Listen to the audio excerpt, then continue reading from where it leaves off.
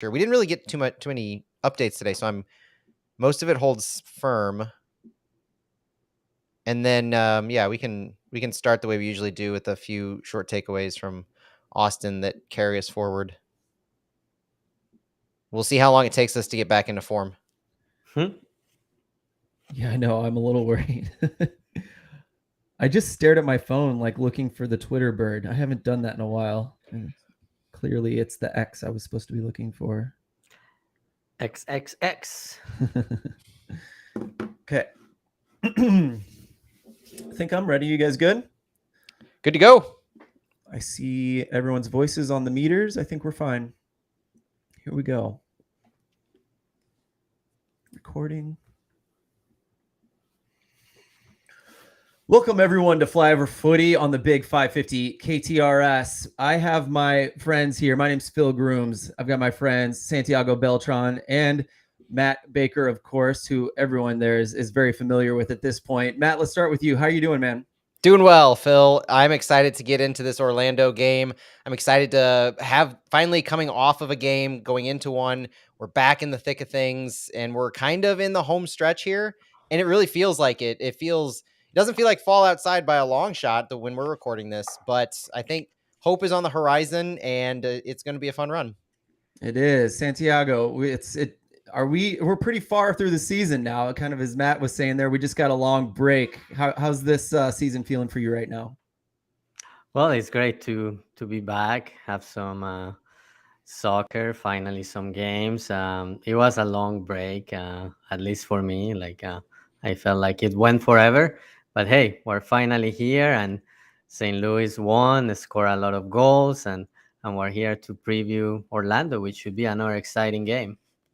Yeah, I had a bit of a break here. So, the break did our boys some good. We'll see if it does me any good or if I'm going to be rusty today. So let's all wish me some luck today. But let's get right into it. I'm going to hand it right off to Matt because we did have a nice 6-3 win, as Santiago said, against Austin FC. And Matt, maybe we can start with you on our little takes here on how that game went. Yeah, for anybody who's just tuning into this, our full Flyover Fallout's out for Santi and my hour-long take on this Austin game, but coming away from it and leading into Orlando, I think it really gives us confidence. We had the long layoff with the Leagues Cup break, and we didn't know the form and fitness that we would have coming into this game. And to be quite honest, Klaus not being available is the absolute only negative thing that we had to look at, and we had to be scraping the barrel to find that because of how well the team performed. And seeing Knut Thorsen, seeing Joachim Nilsson debut, those were exciting moments. And they were almost the cherry on top to the 6-goal outburst. And it wasn't just 6 goals the way this team had been scoring goals, which is off of set pieces, corner kicks, free kicks. This team had a massively successful game against Austin in the run of play. And we carried forward the scrimmage from Atlanta United 2 weeks ago, where Sam Adeniran, Nico Gioacchini, and Tomas Ostrak scored. Those were 3 of our scorers in this game too. They scored 5 of our goals. So that was incredibly exciting to see that form carry over. And having talked to Nico this week, it just seems like that's building, as opposed to there was this crescendo to Austin. It seems more things are continuing to build positively. And so I love to see all the confidence, all the excitement, despite the heat and all the things that went on for Austin that's been going on this week. The team seems like they're rallying around each other. It was an exciting game for Tim Parker. Everything that you wanted to see coming out of the Leagues Cup break, we saw. Absolutely. Santiago, any thoughts about the Austin game? Well, great to start this last stretch of the season with a win, especially considering that after the game on Wednesday, after the game on Wednesday against Dallas, the team will go on a 3 away game streak, which it's important to start with points. Hopefully, the team can get a good result against Orlando, then get a win against Dallas, and go free to the start of those 3 games. That will be like the last long road stretch for the team. But it was important. It was important to start the season, not the season, this last part of the season. The second season. Yeah, the second season or the second home opener, as I refer to it, with a like that. win. It's great to be back to City Park, and no, it was exciting to see Nico Joachini on the board. Sam Adeniran, he came from the bench and scored 2 goals, and Thomas Ostrak, who had not had a lot of minutes and opportunities in the last month or two, Mhm. get on the scoreboard, and get some confidence too. It's just great to have everybody available and players scoring with confidence, with 10 games left in the season and very close to securing a playoff spot. The team is in a great position, I think. Absolutely. I think everyone was curious what the team would look like after the break, like sloppy or fresh. I'd say mostly fresh, but there was some slop in that game, right? And that was one thing I thought about talking about first. But I think my weird look back at that game against Austin is going to be a bit of excitement looking forward, more so for me, because now we've got an absolutely packed full roster. In the way that it stands, there's no room for anyone else, right? And it just has me thinking about how close we are to the playoffs, and it's looking pretty good, as you guys talked about on Fallout, and the possibility of CONCACAF Champions Cup, and the possibility that St. Louis might be in that. And that's a scary thing. It's a lot of games, a lot of congestion. But looking at how many healthy players St. Louis has right now has me thinking about, as Carnell was asked this week, how are we going to get these guys playing time? It's a good problem to have. The competition is nice, but adding in CCC is exciting for me now, because the way that St. Louis plays, there's having a lot of games I think would benefit, because it isn't like the team will die without one or two players. We've seen that we can push through injuries, and we can see that the second team does a pretty good job when the first team isn't totally active. So that's something that I'm extremely excited about. We got to see a wild array of different lineups in this game alone. And so, I'm just excited to see how that plays out in the future. So that's my take on Austin. Again, always check in with Flyover Fallout on Mondays. Santiago and Matt always put together a really nice show following right after that game. No rest for the weary for you guys. Let's look at player notes here. We have some news throughout the week, more good news to pile on top. Matt, let's start with you. Yeah, this week continues the upward trend. Joachim Nilsson, starting off with him. He played about 10 minutes last week when you take in stoppage time. Said he had no reactions after the game, which is a positive, because we found out that after his 2 appearances with City 2, he had to have his knee drained. And so that was a concern going into City and seeing how he would perform. And luckily that didn't happen. So you can now take that positive and continue the upward trend, where Bradley Carnell is now saying that Nilsson could start at this point against Orlando, though he might not be able to go a full 90. So now you see the quick progression, knowing the minutes he's put in with City 2, the reactions there, beginning minutes with City, having an opportunity, the lack of reactions after the game to his knee, positive building there. We hope to see Nilsson in the starting 11 against Orlando. With Klaus, the big thing everybody's wondering, Klaus last played on April 22nd against Colorado, but Bradley Carnell said finally he is roster ready and also game ready, but he's not ready to start. He's getting there, and he reiterated this throughout the week. He said it's first on Tuesday. He reiterated it today with really no additional updates on Thursday's press conference.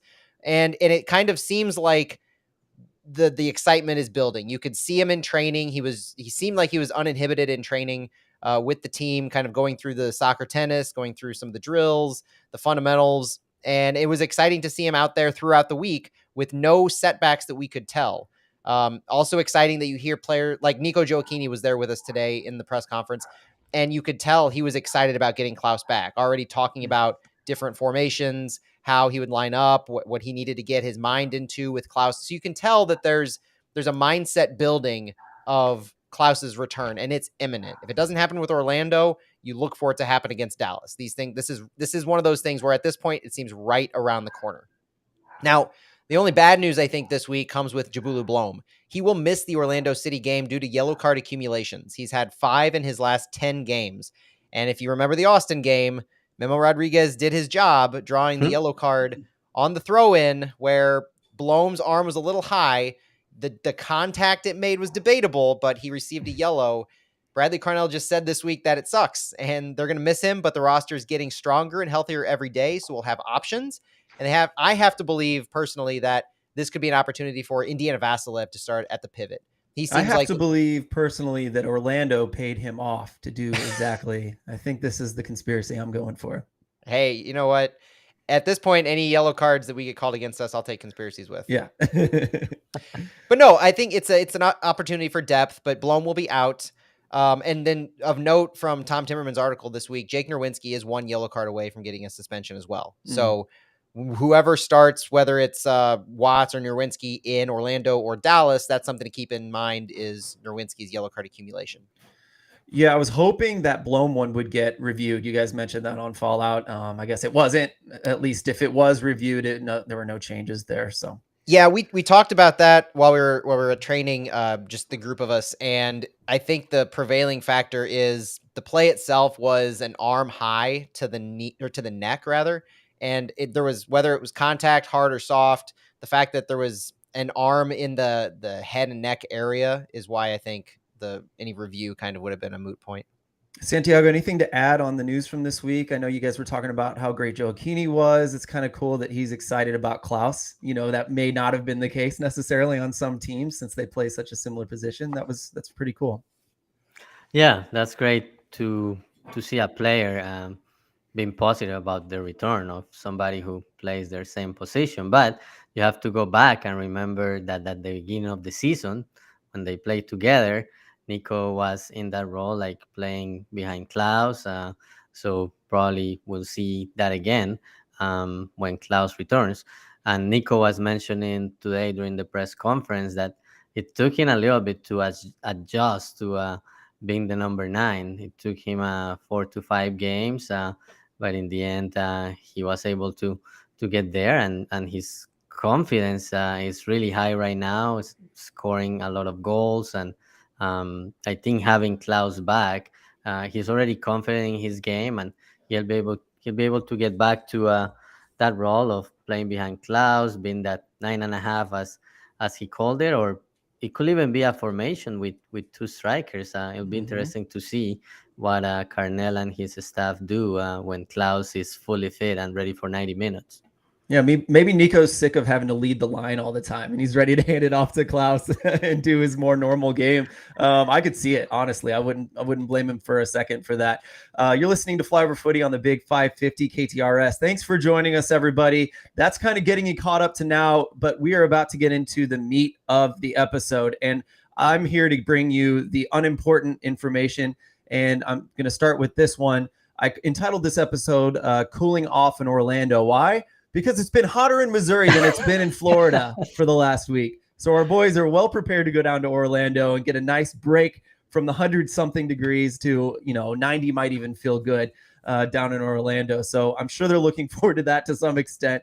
But now for the more important stuff, Matt, you've got a whole list of things to kind of get us prepared for Orlando if you'd like to start us out. I would love to. Like I always do, let's set the stage with St. Louis and Orlando. St. Louis comes in, as we know, first place in the West with 44 points through 24 games, a 14-8-2 record with 49 goals scored, 30 goals against, and a plus 19 goal differential. St. Louis has one of the better away records in MLS. We harp all the time on MLS being a difficult traveling league. St. Louis is 5-5-1 away. St. Louis, in their latest games, has come off the Austin FC win, the 6-3 win that we just talked about at home last week. Before that, they lost their 2 Leagues Cup matches and then defeated Inter Miami 3-0 on July 20th. Recapping some things that are important for St. Louis in the lead up to Orlando, we've had 7 clean sheets on the season, the last one coming against Miami. Tim Parker, funny enough, has scored in 3 of the last 5 city MLS games, Colorado, Miami, and Austin, those being set pieces, of course. And Tim Parker having a consistent goal streak is just a thing of beauty, as any day now, it seems like he could be welcoming little baby Parker. And so we'll keep in mind whether or not that plays a factor in his availability for the game. St. Louis this year, funny enough, has had 3 major runs of form away that we counted. We started off 3-0, and then we were 0-4-1 on the road. And then we've recently had a 2-1-0 record. So this is the second run of games. That 0-4-1 included that post-Klaus through the post-Leuven injury. So that time period, we were very poor away. But before and now recently, we've had a kind of a nice run of form. So it'll be interesting to see if St. Louis can continue to capitalize on that momentum in their away form. Orlando comes into this 4th place in the East with 40 points through 24 games. So they have 4 points less than us through the same number of games. They have an 11-6-7 record with 37 goals scored, 29 goals against, and a +8 goal differential. We had a +19. They have a +8. Their home record is 5-3-4. So not overly exciting, but they've had a lot of draws. We'll say that at home. Their form recently, they had a longer Leagues Cup run than us, but recently they defeated the Chicago Fire 3-1 last weekend and then lost to Inter Miami in the Leagues Cup round of 16 after tying and winning in PKs against Houston Dynamo and defeating Santos Laguna 3-2. The big thing for Orlando City, their form going into Leagues Cup was very strong. They started off 5-4-2, but only have had 2 losses since May 13th with a record since of 6-2-5. So they've had a lot of success in their run of form since that May time period, which we'll get to some of the factors of that when we talk about their form and some of their key players. Their home record to start the year is interesting as well. So starting the year, they were 1-3-2 at home. Since April 29th, they're undefeated at home, going 4-0-2. That's 4 wins and 2 draws. They have had 7 clean sheets just like we have. Interesting to me is though 2 of those clean sheets have come against the New York Red Bulls, who we've talked on this show plenty of times. The similar style in the basics of the way it's implemented. There's a lot of different nuances that Carnell has implemented as opposed to just the spray and play New York Red Bulls, move it up as quickly as possible, send it style, the pure energy drink soccer, as opposed to what St. Louis does, which is a little more nuanced and have a little more dynamic passing. But those 2 clean sheets against the New York Red Bulls by Orlando is notable. It is indeed. I watched the Philadelphia Union game versus Orlando, and I thought Philly looked like the better team. But this Orlando squad, and I hope I'm not saying this too soon, but they're such a savvy veteran group. It feels like they can give and they can give and they can give, but they don't break very easily, and they will pick their moments. And they just seem very dangerous and very unfazed by even teams that seem to be dominating them at time in Philadelphia Union, at least. That was just some stuff I noticed in one game. Santiago, do you have any thoughts about Orlando coming up? Well, yeah, Orlando coming in a good run. They even competed against Miami. That game was tied for a while, and they come in good form in the league. I think it's going to be a good test for City. It's the last non-conference game. But Orlando, it's top 4 in the East right now, and just thinking about a supporter shield table that could have some implications for CONCACAF Champions Cup.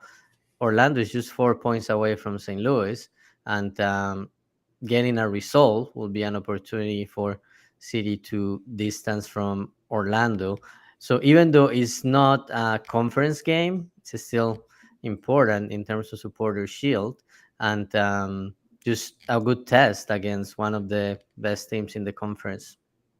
Absolutely. And Matt, I see here that they are about as healthy as we are at this point. Maybe the break did them some good as well.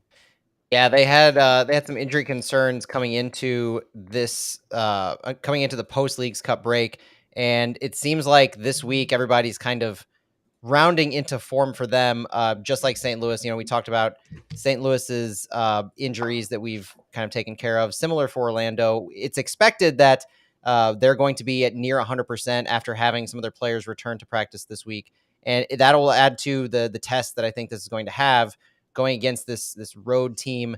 But to me, Phil, both teams are healthy. Both teams have a lot of the injury issues worked out at this point. So, Gaston Gonzalez, I think, is the biggest issue for Orlando. He returned to training this week. He may play this weekend, but other than him, it was Junior Urso that they were worried about. He returned to the last week against Chicago, should be in the similar manner to Joachim Nilsson. The bigger stories here to me aren't really the injuries, but I like to focus a lot on Nico Gioacchini from the St. Louis side, because we've seen in the past this season a somewhat of a fire that gets lit in certain players that are facing their former teams. And, whether the club wants to admit it or not, whether the player wants to admit it or not, This week, the player did admit to it. And it was exciting to hear from Nico Gioacchini because for those who don't know, Nico Gioacchini was signed to Orlando City last year. He came and joined them last July, being signed from Caen in France after being on loan to Montpellier. And he only played in 6 matches last season, starting 2 of them. He only had 3 shots, none on target, no goals. And they played him more underneath or more on the right side as a right winger, as opposed to what Santi said earlier that he enjoys the 9, the 9.5, even the 10 underneath. And that, I think, that really hurt him physically and mentally in his development. Nico's only 23 years old. And so we're talking about a player on the rise here. We need to keep the bigger picture for Nico Gioacchini in mind as far as where he came from and what his trajectory is. He's a former, recently U.S. men's national team call-up with multiple goals in the Gold Cup. So he has that eye. And we talked to him before the season on Flyover Footy, and he said those similar things of what he was looking to do for City. And he's accomplished a lot of those, but it was almost despite what happened in Orlando. One of the things that he said today were very interesting as far as what he brings from the Orlando memories that he has, saying it was tough mentally, physically, not as explained to me as far as his role goes and what he'd be doing. So he said, I took it personally. These moments make you stronger, smarter, wiser. I don't regret it at all going to Orlando. He said, everything happens for a reason. Been looking forward to this game for 9 months. He noted that when he came on board last year, they had 99% of the team established, and he was coming off of a tough season in Europe. But when he saw that they had 3 or 4 guys already signed as strikers, the writing was on the wall, and they said that they never really engaged with him as far as starting in that position. So it not just adds a little bit of information to what Nico brings into this mentally and what he's looking to do against a former team or showing them what they could have had type of a scenario. It's that drive and determination that Jared Stroud brought to St. Louis City, that Tim Parker brought, that's in his Houston time isn't indicative of where he's going. It's the Jake Nerwinski stuff. We're typically successful. I think we're 5-3, Santi and I figured out, against teams that are former teams of players who are on our team. So we have a pretty good track record that we hope that Nico can improve on. But this also plays into the conversation about Nico Gioacchini in general. Not to go off on too much of a tangent on him, but I think it's important to remember that was his prelude to St. Louis City, is this experience with Orlando, going there, and then coming to St. Louis back to back. Nico noted, as Santi had said earlier, it had been 18 months since he played as a 9 when he came on and took that over for Klaus.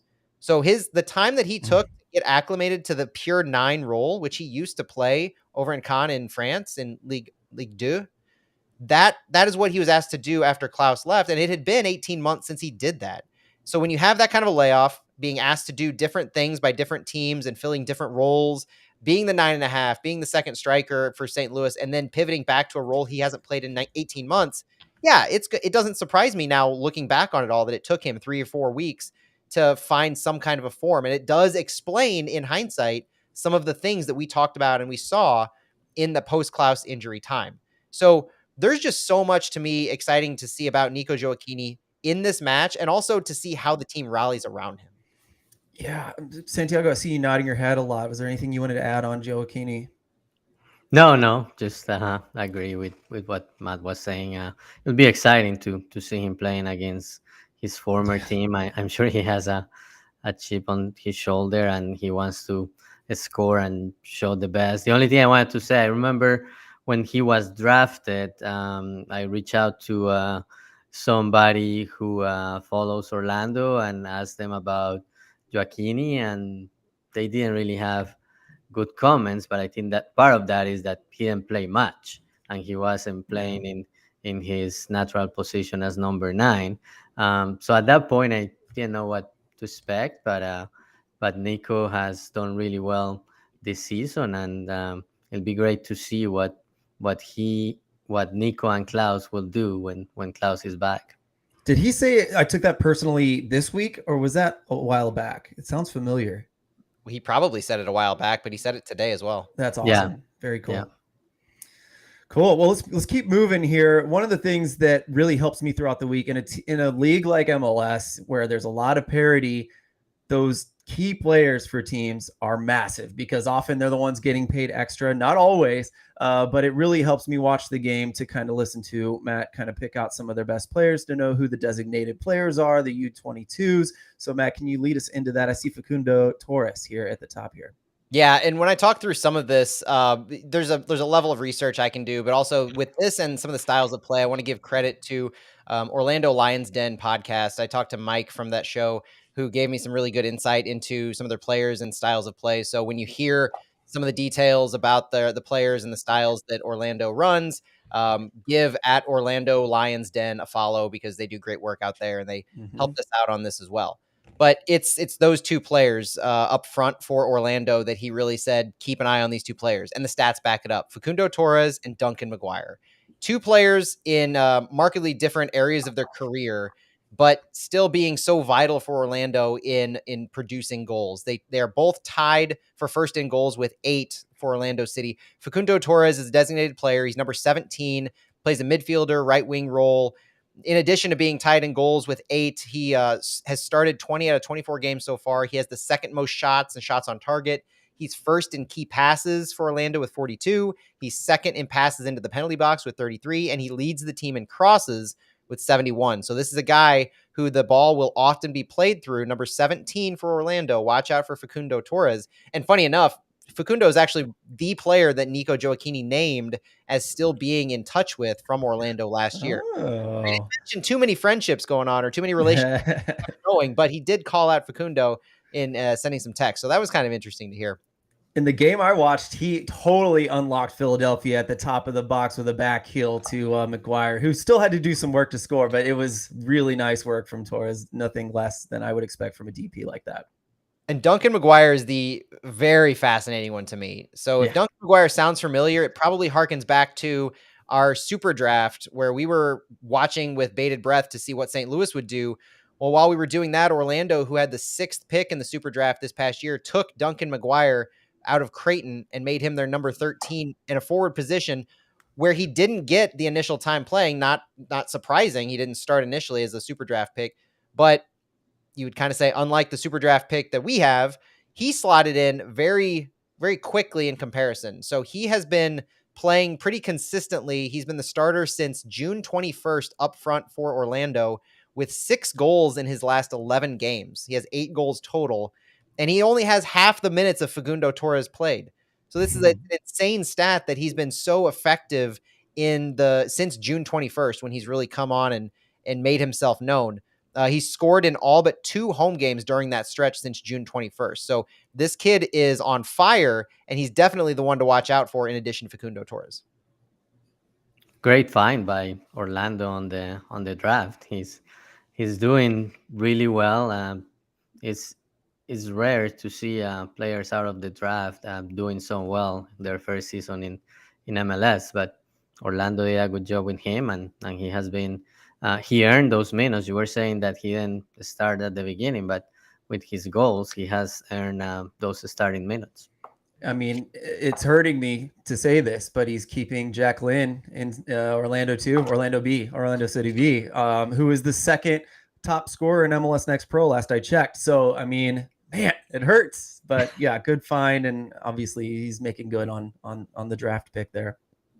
Yeah. And there's a handful of other players who are, going to be interesting to watch. Mauricio Pereira, he's a former designated player. He's one of those who had his contract restructured. He's their number 10 midfielder, second on the team in assists, second in key passes, first in passes into the penalty box. So he's another guy in their attacking midfield, Pereira, number 10, that we're going to watch out for.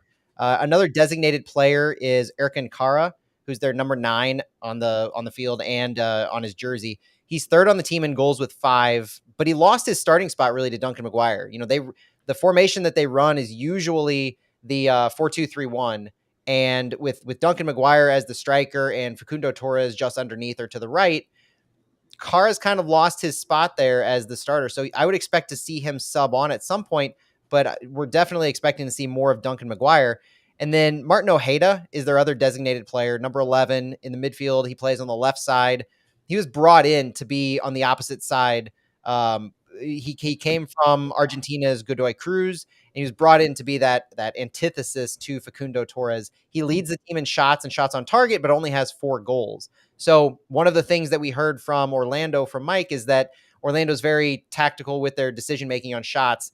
Ojeda is kind of the exception to that rule, where he would be more likely to shoot it from range or to just put the ball on target, as opposed to looking for a high percentage chance, where we look to most other Orlando attackers to wait and pick their targets to make more high percentage shots.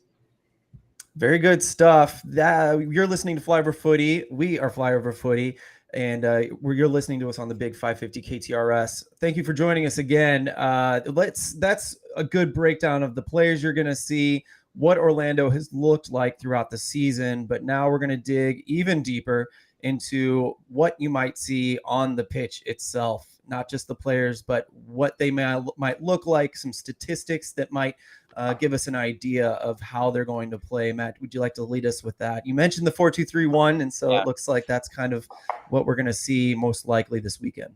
Yeah, and the 4-2-3-1 is a different 4-2-3-1 than St. Louis employs. Some of Orlando's strengths are using through balls, which is definitely not something St. Louis utilizes heavily. They also tend to build themselves out from the back. One of the things that Orlando does well is possess the ball down their left side or towards centrally. They often have more than 50% possession down the left side, the entire left side. So they like to control the ball in that area where Ojeda tends to roam, but they cede possession greater than 60% down their defensive right. So they don't build the ball deep right where Facundo Torres is. He's more of an underlapping player often. But Orlando City's style in general, under Oscar Pareja, involves playing the ball out of the back. Like I said, they keep it on the ground, and they've had a center back, Antonio Carlos, who has kind of, as Carlos goes, so goes the success of this buildup. Because earlier in the season, he was out, and in Orlando, that's where they had their poor run of form. His absence correlates to Orlando's form at the beginning of the season versus their form recently. Him coupled with Robin Jansen, they've found a measure of success in this style. And so being able to build out of the back starts with them. More often than not, when they start the possession with those center backs, they'll play the ball through this defensive midfield. That, again, is part of this shift in what Orlando found success in after the beginning of the season, and they're faltering. They've moved to a double pivot with Cesar Araujo and Wilder Cartagena, who have been what Mike called, from Orlando Lions Den, a revelation. He said that their slow start was pre-double pivot. And since moving to this with the two of them in the midfield, it really turned things around. And so he has a lot of positivity to say about the way that their defensive midfield works. And you can see that mirrored a lot in the way that Blom and Leuven tend to work. If you're looking for a correlation to City, these two players just distribute the ball differently through the left. Now, one of the things stats-wise that we're going to get to is the directedness. And so without giving too much away, they are a direct team, but in a different way than St. Louis City. Can I add to that too?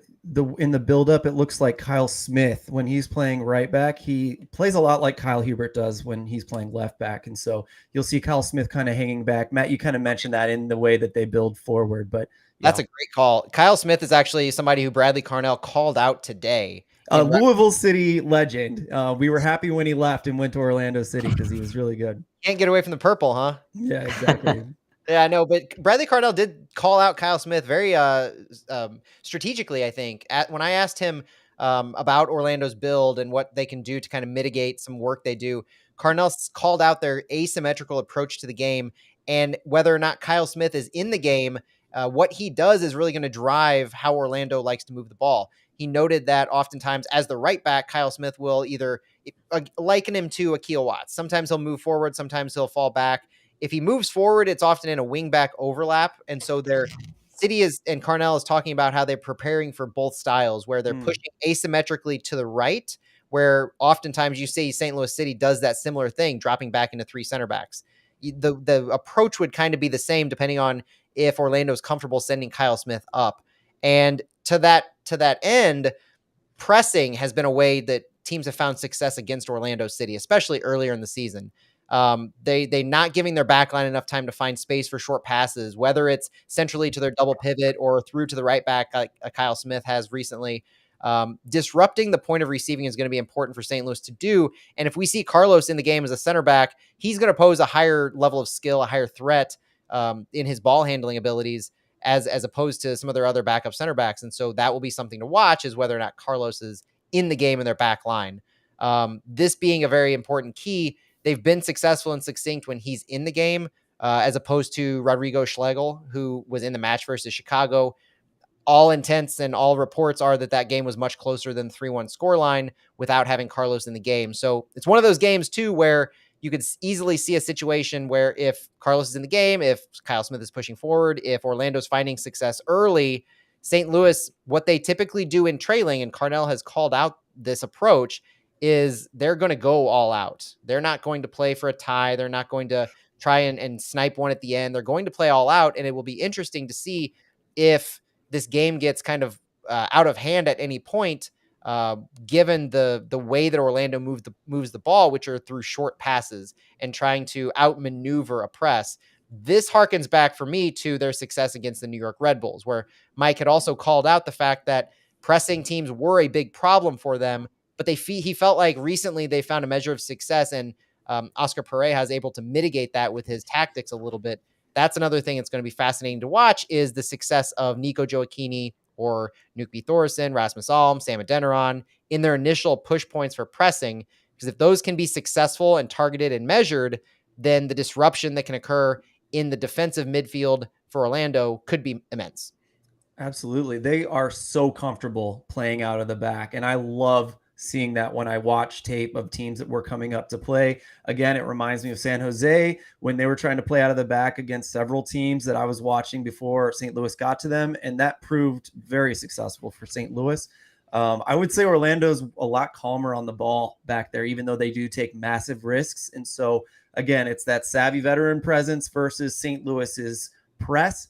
And I love that, Matt. And it's so cool that Carnell mentioned it too, that Kyle Smith, you can keep an eye on where that guy is, and that's going to be a massive battle. And it might even be a bit of a measure on who's winning that battle. Can we force him to stay back, or is he going to be able to push forward? Either way, can they take advantage of that? Just to kind of recount everything you just said. That's really good stuff, Matt. Thank you. Santiago, any thoughts on anything he said? Any more thoughts on what you might think St. Louis might do against Orlando? Yeah, when Matt was talking about how Orlando plays out of the back, the first thing that came to mind was the press. But Matt also mentioned that they have been doing better against that, and having some experience in the back line, I think, helps them. But yeah, it'll be interesting to see if St. Louis can find those push points and get some successful pressing situations early in the game. And they can be had. I didn't want to make it sound like they can't be pressed. I think St. Louis can get to them. I truly do. And so we'll see. I know Philadelphia did. In fact, that's actually the one thing I wanted to say, is that Philadelphia got to them early in the game, but they didn't score till the 60th and 90th minute in that game to draw 2-2 away. And so, perhaps athleticism will come into play with this. But mostly it was not finishing off those turnovers in the final third, which there are games where St. Louis struggles with that as well. So that'll be something to watch as well. We're cutting you off a little bit, Matt. I know you got a lot more information here. Where would you like to go next? I can be quick. We'll go stats and some of the advanced stats that I like to talk about. St. Louis is, and this is a good juxtaposition, St. Louis is first in the league in set piece goals. And we've talked about the success we've had while hoping to see more from open play.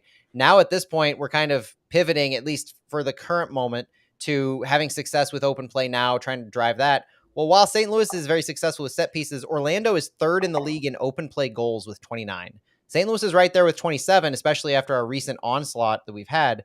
But the third in open play goals, knowing their efficiency in goal scoring and the way that they are measured in their high percentage chances, that's something to keep in mind, is they are very targeted in their approaches. They work the ball deep.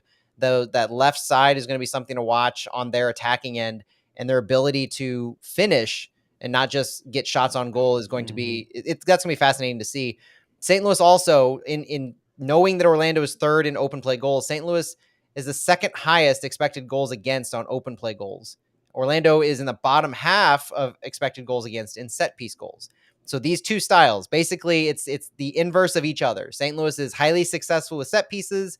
Orlando is one of the weaker teams defending set pieces. Orlando is highly successful in converting open play goals. St. Louis is the second worst team in expected goals against on open play goals. It's going to be a fascinating approach to see which style wins out and if St. Louis can carry over their success in open play goals.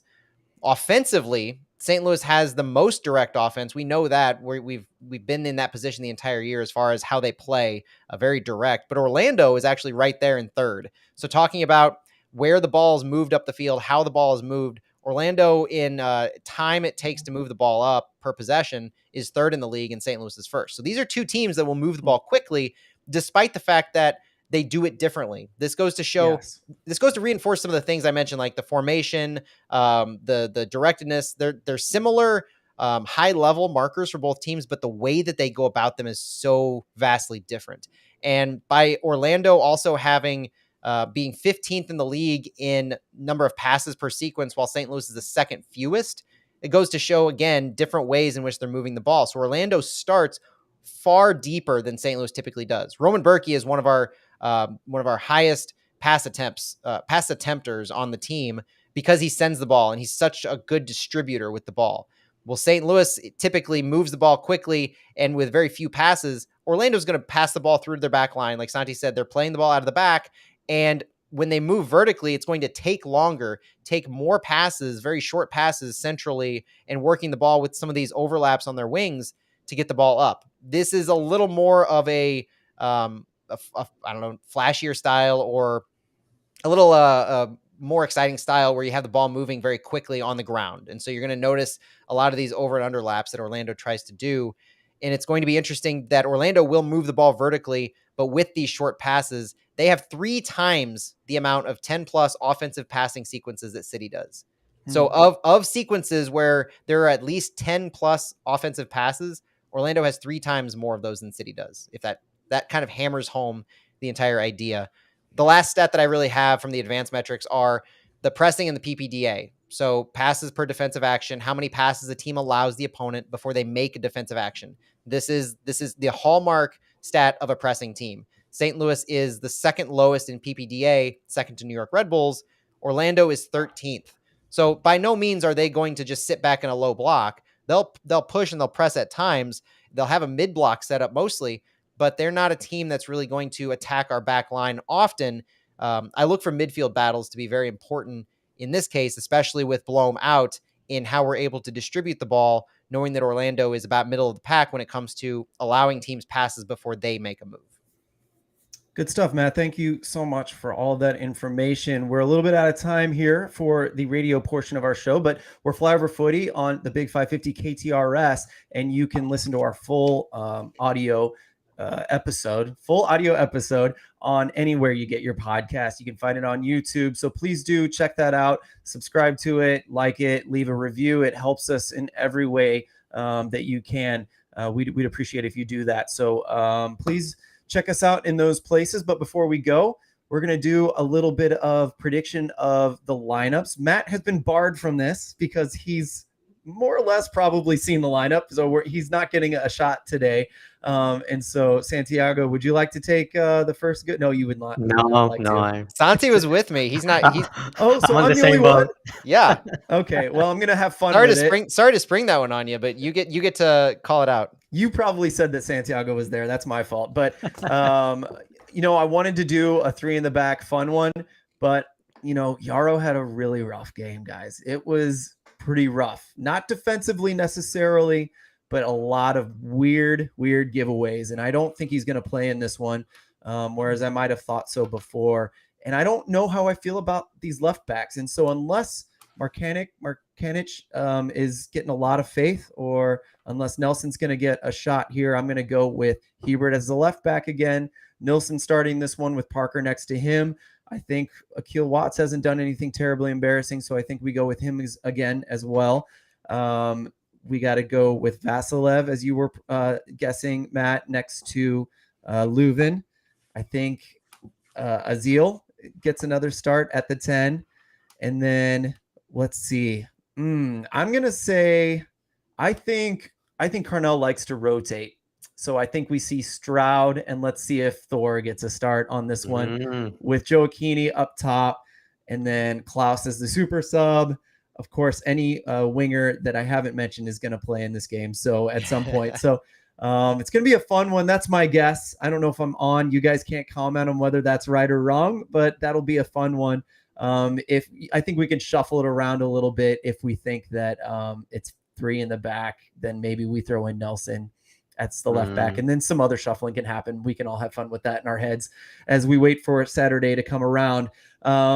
Do we want to guess the score then? We can do that. That's legal. Yeah, let's do that. But very quick, for clarification, we don't know if we saw the lineup, but we prefer to stay out of the predictions. we saw enough that we don't want to. Yeah. Very, very fair. And I don't know either. So that was all fair game there. Santiago, what do you think the score will be? Well, yeah, I'm going to stay with it. I'm going to go with a tie, 1-1, even though we know tendencies for City to either win or lose, very little ties, but I'm going to go with a tie, 1-1. Matt? I'm going to have to be different than Santi. I initially thought 1-1, but I'm going to go 2-2. I do think it'll be a draw. I think away games are difficult. There's no shame in drawing away in MLS, and I think we steal a point. Like I said before, I think St. Louis will be relieved to get down into the 80s and 90-degree weather. So I'm going to say 3-1 victory for St. Louis. Ooh, I like that. They're healthy. Let's go. I want it to happen today. I'm going to be confident. So again, Phil, go ahead. Phil, any goals from super sub Joao Klaus in that 3-1? I think it'll be 1-1, and then it'll be 2 goals toward the end. 1 from Klaus. Let's say that. All right. All right, we're Flyover Footy, guys. Thank you so much for listening. I hope you feel prepared for the game, and we'll be doing that every week going forward. So please do join us here on the Big 550 KTRS. See you guys later. Bye-bye.